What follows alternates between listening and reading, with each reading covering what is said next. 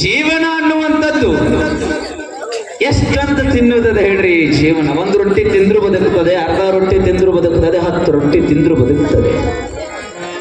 ಈ ನಾಡಿನೊಳಗೆ ಹಾನಗಲ್ ಕುಮಾರಸ್ವಾಮಿಗಳಂತ ಬಹಳ ದೊಡ್ಡ ಪುಣ್ಯ ಪುರುಷರಾಗಿ ಹೋಗ್ತಾರೆ. ಅವರ 63 ವರ್ಷದ ಜೀವನ ಅವಧಿಯಲ್ಲಿ ದಿನಕ್ಕೂ 1 ರೊಟ್ಟಿ ಉಣ್ತಿದ್ರಂತ. ಅವರು ದಿನಕ್ಕೂ 1 ರೊಟ್ಟಿ ಉಣ್ತಿದ್ರಂತ. ಯಾರ್ಯಾರ ಬಂದು ಇನ್ನೊಂದಪ್ಪ ಎಡಿ ಮಾಡಕಂತ ಬಂದ್ರೆ ಅಪ್ಪರೇ ಹೇಳ್ತಿದ್ರಂತ, ತಮ್ಮ 2 ರೊಟ್ಟಿ ಉಂಡ್ರು ನಾನು ಬದುಕ್ತೇನೆ, 1 ರೊಟ್ಟಿ ಉಂಡ್ರು ನಾನು ಬದುಕ್ತೇನೆ, 1 ರೊಟ್ಟಿ ಉಣ್ತೇನೆ, ಈ ರೊಟ್ಟಿಯನ್ನ ಯಾರಾದ್ರೂ ಬಡಬಗ್ಗರಿಗೆ ಹೋಗಿ ಕೊಡು ಅಂತ ಹೇಳುತ್ತಿದ್ರಂತ. ನೋಡ್ರಿ ಎಂತ ಪುಣ್ಯ ಪುರುಷ. ನಾವಂತೇವ ಅವ್ನ ಗಂಗಾಳದಾಗ ಇದು ಕೊಡೋದ್ರೆ ಮೊದಲು ನೋಡ್ಕೊಂಡು ಮಂತ್ ನಾನು ಗಂಗಾಳ ಹಾಕೊಂಡು ಅವ್ನ ಗಂಗಾಳ ಖಾಲಿ ಹಿಡಪಕ್ಕೆ ನಾವು ಬೇಷ್ ಹೊಡಿಪಕ್ಕೆ, ನಾವು ಕೊಡುಪಕ್ಕೆ ಅಲ್ಲ. ಆದ್ರೆ ಜೀವನ ಹೋಗುವುದರೊಳಗಾಗಿ ಸಾರ್ಥಕತೆ ಆಗ್ಬೇಕಾಗಿತ್ತು ಅಂದ್ರೆ ಕೊಟ್ಟು ಹೋಗಬೇಕು. ಈ ನಾಡಿನೊಳಗ ಶಿರಸಂಗಿ ಲಿಂಗರಾಜನಂತ ಆಗಿ ಹೋಗುತ್ತಾರೆ. ಎಷ್ಟು ದೊಡ್ಡ ದಾನಶೂರಕರ್ಣ ಅಂದ್ರೆ ಕಲಿಯುಗದ ದಾನಶೂರನ ಅಂತ ಕರೀತಿದ್ರು ಶಿರಸಂಗಿ ಲಿಂಗರಾಜರು. ಕರ್ಣ ನಂಗೆ ದಾನ ಮಾಡ್ತಿದ್ದಂತಲ್ಲಿ ಶಿರಸಂಗಿ ಲಿಂಗರಾಜ. ಒಂದು ದಿನ ಪ್ರಸಂಗ ಏನು ನಡೀತದೆ ಅಂದ್ರೆ, ಓರ್ವ ಹುಡುಗ ತನ್ನ ಎಕ್ಸಾಮ್ ಬರಿಬೇಕಾಗಿರ್ತದೆ, ಆತನ ಹತ್ರ ಹೋಗೋದಕ್ಕೆ ಹಣ ಇರೋದಿಲ್ಲ, ಮಧ್ಯಾಹ್ನ ಟ್ರೈನ್ ಇರ್ತದೆ, ಮರುದಿನ ಬೆಳಿಗ್ಗೆ ಹೋಗಿ ಎಕ್ಸಾಮ್ ಬರಿಬೇಕಾಗಿರ್ತದೆ. ಊರೆಲ್ಲ ಸುತ್ತಾಡ್ತಾನೆ, ತಿರುಗ್ತಾನೆ, ಕೇಳ್ತಾನೆ, ಹಣ ನನಗೆ ಸ್ವಲ್ಪ ಹಣ ಕೊಡಿ, ಎಕ್ಸಾಮ್ ಇದೆ. ಹಳ್ಳಿ ಬಂದ ನಿಮ್ಮ ಮನೆಯೊಳಗೆ ನಾನು ದುಡಿದು ಮುಟ್ಟಿಸ್ತಾನೆ. ಯಾರು 1 ರೂಪಾಯಿ ಕೊಡೋದು. ಇತ್ತಾದಗಳೇ ಕೊನೆಗೆ ಹೋಗಿ ಒಂದು ಮರದ ತಳಗೆ ಈಗ ಅರ್ಥ ಕುಳಿತು ಬಿಟ್ಟ. ಕುಳಿತ ತಕ್ಷಣ ಓರ್ವ ವ್ಯಕ್ತಿ ಬಂದು ಕೇಳ್ತಾನೆ, ಕಂದ ಯಾಕೆ ಅಳೋದಕ್ಕೆ ಪ್ರಾರಂಭ ಮಾಡಿದ್ದೀಯ? ಹಣ ಇಲ್ಲ, ನಾನು ಎಕ್ಸಾಮ್ ಬರೆಯುವುದಕ್ಕೆ ಹೋಗ್ಬೇಕು, ವರ್ಷ ಪೂರ್ತಿ ಎಲ್ಲ ಓದಿದ್ದೇನೆ, ಆದರೆ ಹೋಗೋದಕ್ಕೆ ನನ್ನ ಹತ್ರ ಹಣ ಇಲ್ಲ.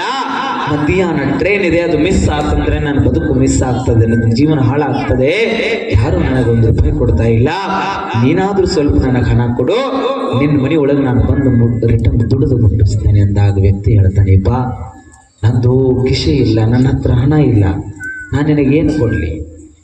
ಆದ್ರೆ ನನ್ನ ಹತ್ರ ಹಣ ಇಲ್ಲ ನಿಜ, ಆದ್ರೆ ಹಣ ಕೊಡುವ ವ್ಯಕ್ತಿಯನ್ನು ತೋರಿಸುವ ಗುಣ ನನ್ನಲ್ಲಿದೆ.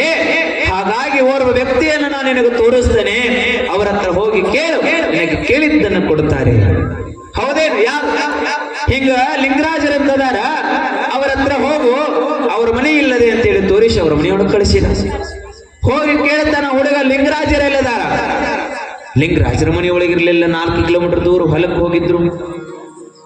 ಅವತ್ತಿನ ಕಾಲಕ್ಕೆ ಹೋಗಬೇಕು ಅಂದ್ರೆ ಬೈಕ್ಗಳಿರ್ಲಿಲ್ಲ, ಕಾರ್ಗಳಿರ್ಲಿಲ್ಲ. ಹೋದ್ರೆ ನಡೀತಾ ಹೋಗ್ಬೇಕು, ಇಲ್ಲಾಂದ್ರೆ ಕುದುರೆಯಲ್ಲಿ ಹೋಗ್ಬೇಕು, ಇಲ್ಲಾಂದ್ರೆ ಎತ್ತಿನ ಬಂಡಿಯಲ್ಲಿ ಹೋಗ್ಬೇಕು. 4 ಕಿಲೋಮೀಟರ್ ದನಿವನ್ನು ಅರಿಯದ ಹುಡುಗ ಓಡೋಡಿ ಹೋಗಿ ನಿಂತ ಶಿರಸಂಗಿ ಲಿಂಗರಾಜರ ಹತ್ರ. ಲಿಂಗರಾಜರೇ ನಿಮ್ಮ ಕಾಲು ಮುಗಿತೇನೆ, ನಂದು ಮಧ್ಯಾಹ್ನ ಟ್ರೈನ್ ಇದೆ, ನಾಳೆ ಬೆಳಗಿನ ಜಾವ ಎಕ್ಸಾಮ್ ಇದೆ, ವರ್ಷ ಪೂರ್ತಿ ಓದಿದ ಬದುಕು ಹಾಳಾಗ್ತದೆ, ಊರೆಲ್ಲ ತಿರುಗಿದೆ, ಯಾರೂ ನನಗೆ 1 ರೂಪಾಯಿ ಕೊಡ್ತಾ ಇಲ್ಲ, ನಿಮ್ಮ ಹತ್ರ ಹಣ ಇದ್ರೆ ನನಗೆ ಸ್ವಲ್ಪ ಕೊಡಿ, ಪುನಃ ನಿಮ್ಮ ಮನೆಯೊಳಗೆ ನಾನು ದುಡಿದು ಮುಟ್ಟಿಸ್ತೇನೆ ಅಂತ ಹೇಳಿದಾಗ ಲಿಂಗರಾಜ್ ಹೇಳ್ತಾರೆ, ಹುಚ್ಚ, ಕೇಳಿದವರಿಗೆ ಕೇಳಿದ್ದನ್ನ ಭಗವಂತ ಕೊಡಿಸಿದ್ದಾನೆ, ನಿನಗೆ ಕೊಡೋದಿಲ್ಲಂತೇನೇನು, ತಡಿ ಸ್ವಲ್ಪ ಅಂತ ಹೇಳಿ 2 ಕಿಶೆ ಒಳಗೆ ಕೈ ಹಾಕ್ತಾರ. ದುರಾದೃಷ್ಟವಶಾತ್ ಶಿರಸಂಗಿಯ ಲಿಂಗರಾಜರ ಕಿಶೆ ಒಳಗಡೆ ಒಂದೇ 1 ರೂಪಾಯಿ ಹಣ ತಂದಿರೋದಿಲ್ಲ. ಶಿರಸಂಗಿಯ ಲಿಂಗರಾಜರಂತಾರ ಮನೆಗೆ ಹೋಗ್ಬೇಕು ಅಂದ್ರೆ 4 ಕಿಲೋಮೀಟರ್ ನಡೀತಾ ಹೋಗ್ಬೇಕು. ಹೋಗ್ತದೆ ಸಮಯ 1 ಗಂಟೆ. ಹುಡುಗನ ಟ್ರೈನ್ ಮಿಸ್ ಆಗಿಬಿಡ್ತದೆ, ಬದುಕು ಹಾಳಾಗ್ತದೆ ಅಂತ ತಿಳ್ಕೊಂಡು ಎದೆ ಮೇಲೆ ಕೈಯನ್ನು ಇಟ್ಕೊಂಡು ಭಗವಂತನನ್ನು ಪ್ರಾರ್ಥಿಸ್ತಾರೆ. ಭಗವಾನ್, ಕೇಳಿದವರಿಗೆ ಕೇಳಿದ್ದನ್ನು ನನ್ನ ಕಡೆಯಿಂದ ನೀಡಿಸಿದ್ದೀಯಾ, ಕೊಡಿಸಿದ್ದೀಯಾ, ಆದರೆ ಸಣ್ಣ ಕೂಸು ಬದುಕನ್ನ ಕಟ್ಕೊಳಕ್ ಬಂದೈತಿ, ನನ್ನ ಕಿಶೆ ಒಳಗೆ ಏನೋ ಇಟ್ಟು ಕಳಿಸಿಲ್ಲಲ್ಲ, ಯಾಕೆ? ಎಷ್ಟು ಪ್ರಾರ್ಥನೆ ಮಾಡುವುದಷ್ಟೇ ತಡ. ಅವರ ಕೈಗೆ ಎದೆ ಮೇಲೆ ಕೈ ಇಟ್ಟಾಗ ಒಂದು ವಸ್ತು ಹತ್ತುತ್ತದೆ, ಅದುವೇ ಲಿಂಗದ ಕಾಯಿ. ಅದು ಬೆಳ್ಳಿಯ ಲಿಂಗದ ಕಾಯಿ, ಕಟ್ಟಿಗೆಯ ಲಿಂಗದ ಕಾಯಿ ಇರಲಿಲ್ಲ, ಬಂಗಾರದ ಗುಣಗಡಿಗೆಯಾಗಿತ್ತು. ಬಂಗಾರದ ಗುಣಗಡಿಗೆ ಲಿಂಗವನ್ನು ಹೊರಗೆ ತೆಗಿತಾರೆ, ವಸ್ತ್ರದೊಳಗಡೆ ಕಟ್ಟಿಕೊಳ್ಳುತ್ತಾರೆ, ಬಂಗಾರದ ಗುಣಗಡಿಯನ್ನು ಹಿಡಿತಾರೆ. ತಮ್ಮ ಮನೆಗೆ ಹೋಗ್ಬೇಕು ಅಂದ್ರೆ ಸಮಯ ಆಗ್ತದೆ, ನಿನ್ನ ಟ್ರೈನ್ ಮಿಸ್ ಆಗ್ತದೆ, ಬದುಕು ಹಾಳಾಗ್ತದೆ, ಆ ಕಾರಣಕ್ಕಾಗಿ ತಗೋ ಈ ಬಂಗಾರವನ್ನ, ಎಲ್ಲಾದ್ರೂ ಒತ್ತ ಇಟ್ಟು ಹೋಗಿ ನೀನು ಎಕ್ಸಾಮ್ ಬರಿ ಅಂತ ಹೇಳಿ ಬಂಗಾರವನ್ನ ದಾನವನ್ನಾಗಿ ಮಾಡ್ತಾರೆ ಶಿರಸಂಗಿಯ ಲಿಂಗರಾಜರು. ನೀವ್ ಯಾರೇ ಕೊಡ್ತೀರೇನೋ ಬಂಗಾರ? ನೋಡೋಣ, ಕೊಡ್ರಿ. ಎಷ್ಟು ಜನ ಕೊಡ್ತೀರಿ? ಕೊಡ್ರಿ ಪಟ್ಟಣ. ನಡಿ ನಿನ್ನ ಮನೆಗೆ ಅಂತೀರಿ. ಯಾರು ಕೊಡೋದಿಲ್ಲ. ಆದರೆ ಲಿಂಗರಾಜರು ಏನನ್ನು ಮನಸ್ಸನ್ನು ಗೊಂದಲ ಮಾಡಿಕೊಳ್ಳಲಾರದೇನೆ ಬಂದ ಬಾಲಕನಿಗಾಗಿ ಕೊಟ್ಟು ಬಿಟ್ರು. ಹಿಂಗ್ ಲಿಂಗರಾಜರು ಹೊಲದಾಗ ಕುಂತಿದ್ರಂತ ಒಂದು ಹುಡುಗ, ಮಾವಿನ ತೋಟ ಇತ್ತು ಅವ್ರದ್ದೊಂದು 5 ಎಕರೆ. ಹೊಲದಾಗ ಕುಳಿತಿರ್ಬೇಕಾದ್ರೆ ಒಂದು ಹುಡುಗ ಏನ್ ಮಾಡ್ಬಿಡ್ತಂದ್ರೆ ಮಾವಿನಕಾಯಿ ತಿನ್ನೋ ಆಸೆಯಿಂದ ಮಾವಿನಕಾಯಿ ಕಲ್ಲು ಒಗೆದು ಬಿಟ್ಟ. ಆ ಕಲ್ಲು ಹೋಗಿ ಎಲ್ಲಿ ಬಿಡಿತಂದ್ರೆ ಸಿರಸಂಗೆ ಲಿಂಗರಾಜರ ತೆಲಿಗೆ ಹೋಗಿ ಬಿಡಿತು. ತೆಲಿಗೆ ಹೋಗಿ ಬಡ್ದಿದ್ದಟ್ಟೆ ತಡ ಆಳ ಮೊದಲೇ ಸಾವಿರಾರು ಜನ ಅವ್ರ ಮನೆಯೊಳಗೆ ದುಡಿತಕ್ಕಂಥವ್ರು ಮಹಾರಾಜರಿಗೆ ಕಲ್ಲು ಬಿದ್ದು ಬಿಡ್ತು ಅಂತ ತಿಳ್ಕೊಂಡು, ಕಲ್ಲು ಹೋಗದವ್ರು ಯಾರು ಅಂತ ತಿಳ್ಕೊಂಡು ಹುಡುಕಾಡದಷ್ಟೇ ತಡ ಹುಡುಗ ಓಡಿ ಮನೆಗೆ ಹೋಗೋದ್ರೊಳಗ ಮನೆ ಮುಟ್ಟೋದ್ರೊಳಗ ಬಂದೇ ಬಿಟ್ರು ಲಿಂಗರಾಜರ ಹತ್ರ ಇರ್ತಕ್ಕಂಥ ಆಳುಗಳು.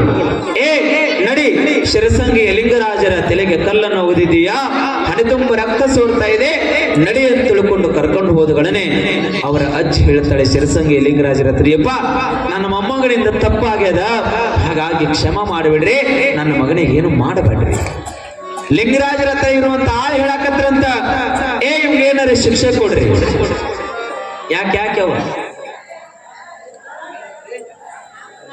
ಯಾಕ್ಯವ ಏನಾಯ್ತು ನೋಡ್ರಿ, ನೀವು ಕುಂಡ್ರಿ ಒಂದ್ ನಿಮಿಷ, ನೀವು ಕುಂಡ್ರಿ. ಏನಾಯ್ತವ?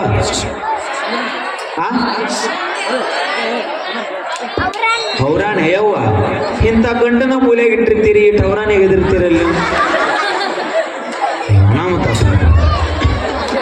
ಹಲ್ಲಿಗೆ ಎದ್ರಿದ್ನೆ, ಹೌರಾಣಿಗೆ ಎದ್ರಿದ್ನೆ, ಇರ್ಬಿಗೆ ಎದ್ರಿದ್ನೆ, ಇದ್ರ ಗಂಡನ ಮೂಲೆಗೆ ಇಟ್ಟಿರ್ತೀರಿ. ಇದು ಹೂ ಅಂದ್ರೆ ಹೂ ಅನ್ಬೇಕು, ಹಾ ಅಂದ್ರೆ ಹಾ ಅನ್ಬೇಕು, ಹಂಗ ಮಾಡಿ ಇದನ್ನ ಇಟ್ಟಿರ್ತೀರಿ. ಅದಕ್ಕೆ ಅನ್ಸಕತ್ತೀರಿ. ಕುಂಡ್ರಿ, ಏನಾಗತ್ತ ಅಲ್ರಿ ಹೇಳಕತ್ತೀನಲ್ಲ, ಈ ಹೂ ಅಂದ್ರೆ ಹೂ ಅಂತಾವ, ಹಾ ಅಂದ್ರ ಅಂತ ನಿಮ್ಮ ಸಂಬಂಧ. ಇಂಥವಕ್ಕೆ ಹೆದರುದಿಲ್ಲ, ಆಟಕ್ಕೆ ಹೆದರ್ತೀರಂದ್ರೆ ಏನ ಹೇಳಕತ್ತಿದ್ನಲ್ಲ.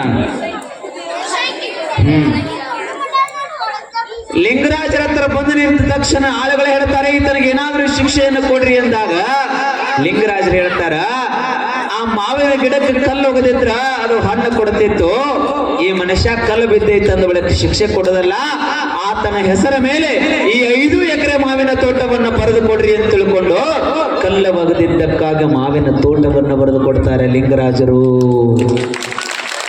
ನೀವು ಬರೆದು ಕೊಡ್ತೀರೇನು? ಯವ್ವ, ನಿಮ್ಮ ಮನೆ ಕಸ ಇವ್ರ ಮನೆಯಾಗ ಬಿದ್ರ, ಇವ್ರ ಮನೆ ಕಸ ನಿಮ್ಮ ಮನೆಯಾಗ ಬಿದ್ರ, ನಿಮ್ಮ ತುರುಬ ಅವ್ರ ಕೈಯಾಗ, ಅವ್ರ ತುರುಬ ನಿಮ್ಮ ಕೈ. ಇವತ್ತು ನಮ್ಮ ಪರಿಸ್ಥಿತಿ ಅಟ್ರ ಮಟ್ಟಿಗೆ ನಾವದೇವಿ. ಎಷ್ಟು ದಾನ ಕೊಟ್ಟಿರ್ಬೇಕಲ್ಲ ಲಿಂಗರಾಜರು. ದಾನ ಧರ್ಮ ಅನ್ನೋದು ಬರ್ಬೇಕು, ಕೊಡ್ಬೇಕು, ಗುಣ ನಮ್ಮಲ್ಲಿ ಬರ್ಬೇಕಾಗ್ತದೆ. ಎಲ್ಲರಿಗೂ ಅದು ಬರ್ಲಿಕ್ಕೆ ಸಾಧ್ಯ ಆಗೋದಿಲ್ಲ. ಆದರೆ ಕೊಡುವ ಗುಣವನ್ನ ನಾವೆಲ್ಲರೂ ಸಹಿತ ಕಲಿತುಕೊಳ್ಳಬೇಕು ಅನ್ನುವಂತಹ ಮಾತುಗಳನ್ನು ತಮಗೆಲ್ಲರಿಗೂ ಹೇಳಿ ಮುಗಿಸ್ಲಾ.